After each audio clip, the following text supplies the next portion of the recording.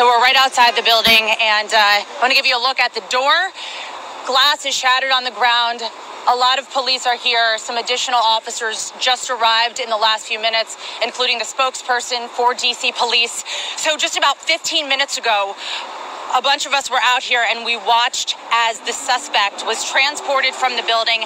African-American man, looked to be in his 40s. He was conscious and breathing as he was transported into the ambulance and taken away.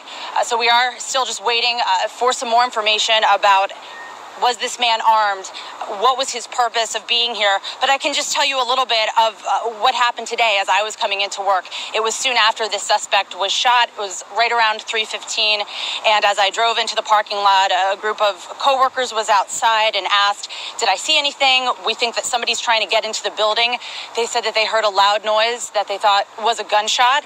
And so we all got into our cars and we decided it was best to leave. Sue Palka got into my vehicle and we all just drove off the property. We didn't get too far. I called into the station to see what was going on and got the message that it was all clear. At that point, we still didn't know what had happened. My first thought was this was nothing, or somebody tried to get in and we figured everything out and it was all right. But as we drove around the block, we could hear the sirens, and we saw all the police cars that were here.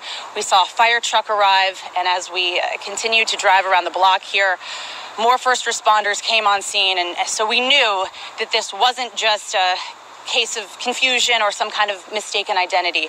So it was before I could even walk into the building that I found out that someone here had been shot by a security guard. And not too long after that, I would say maybe 10 minutes later, we saw that suspect being transported out of the building. So the police investigation here is still underway. As I mentioned, there were additional officers to arrive here in just the last bit of time. Certainly very surreal to be outside your workplace covering something like this and just wondering what this person's intent was. I didn't mean to actually pause the video and stuff. Like, I meant to pause this video, but actually never mind. I didn't mean to pause both.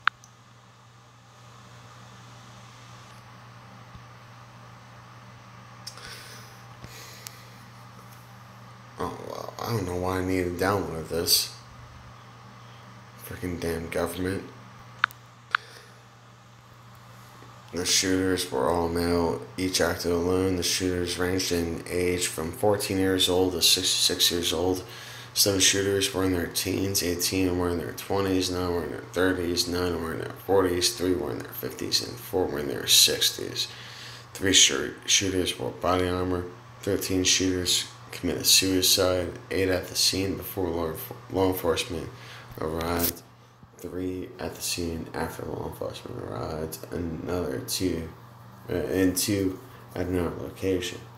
11 shooters were killed by law enforcement. 10 were killed at the scene.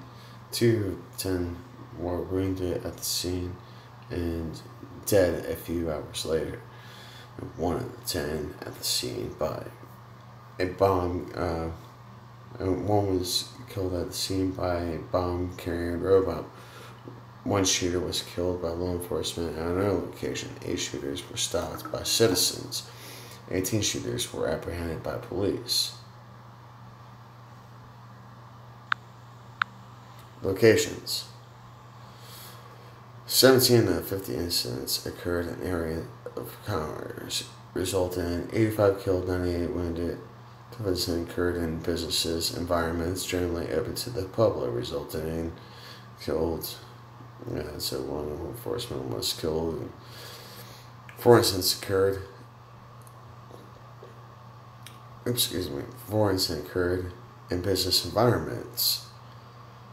1 incident occurred at the mall. 7 of the 50 incidents occurred in education environments.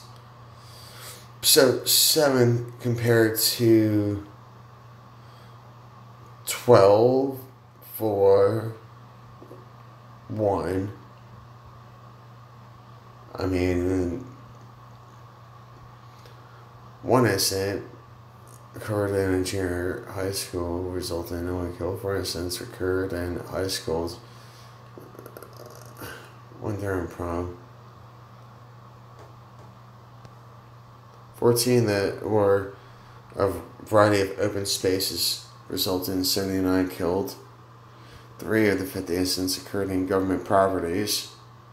2 of the 50 incidents occurred solely at residences.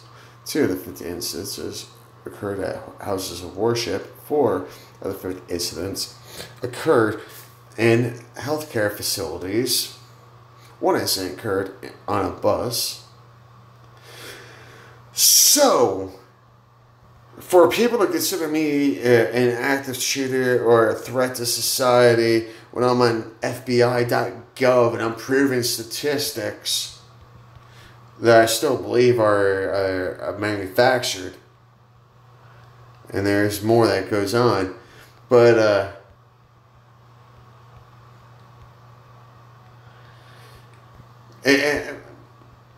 some of them happen in school locations.